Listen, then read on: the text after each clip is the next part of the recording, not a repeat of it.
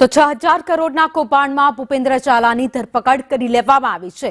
કોર્ટે ભૂપેન્દ્ર ઝાલાના 7 દિવસના રિમાન્ડ મંજૂર કર્યા છે।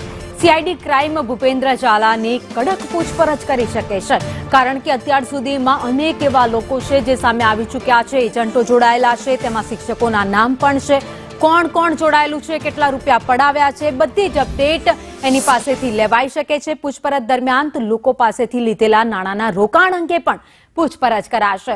ભૂપેન્દ્ર ઝાલાએ ખરીદેલી મિલકતો અંગે પણ પૂછપરછ કરવામાં આવશે। રૂપિયાની હેરફેર માટે આંગળીયા પેઢીઓ અંગે પણ પૂછપરછ થશે। એટલું જ નહીં, ગ્રોમોરના વિદ્યાર્થીઓના નામે ગ્રાન્ટ લેવા મુદ્દે પણ પૂછપરછ કરવામાં આવશે કે કેટલી ગ્રાન્ટ કયા વિદ્યાર્થીઓના નામે લેવામાં આવી છે। સ્કૂલના નામે બેંકમાંથી મોર્ગેજ લોન લેવા મુદ્દે પણ તપાસ થશે। તો પરિવારજનોના નામે ખરીદેલી મિલકતો અંગે પણ પૂછપરછ કરવામાં આવશે। અત્યાર સુધીમાં અનેક એવી કાર, મોંઘીદાટ કાર હતી ભૂપેન્દ્ર ઝાલાની, જેને જપ્ત કરી લેવામાં આવી છે। જો કે કેટલીક મિલકતો પણ છે તેને પણ જપ્ત કરાઈ છે, તેને અંગે પણ પૂછપરછ કરવામાં આવશે। તો મોટા બેંક ટ્રાન્ઝેક્શનો અંગે પણ પૂછપરછ કરાશે। નેતાઓને ફંડિંગ અંગે પણ વાત તેની સાથે કરાશે।